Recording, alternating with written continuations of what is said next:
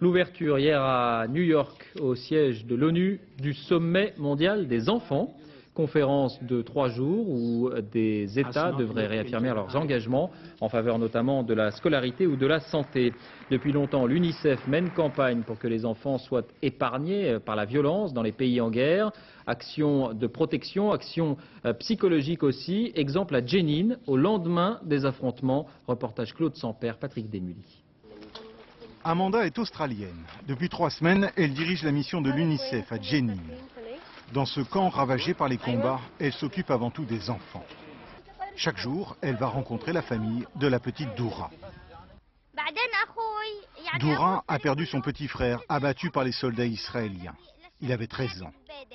Doura n'a plus de maison et aujourd'hui, quand elle raconte son histoire, on a l'impression qu'elle récite une leçon. Chaque jour, Amanda parle longtemps avec elle pour briser ce discours.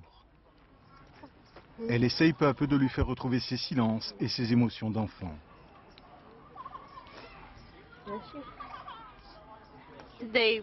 Au départ, ces enfants parlent comme des petits durs. Ils parlent du combat pour leur terre, un vrai discours militant.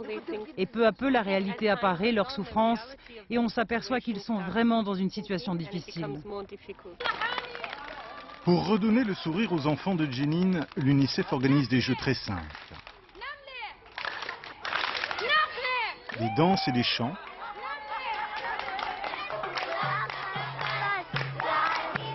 Et aussi des séances de dessin. Un exercice qui permet tout de suite de voir leur progrès. Moi j'ai vu un dessin, la semaine dernière j'étais là, c'était un dessin avec une école qui avait plutôt l'air d'une prison, avec un tank israélien, avec des corps allongés, et la petite fille m'expliquait ce qu'elle avait souffert, ce qu'elle avait vu.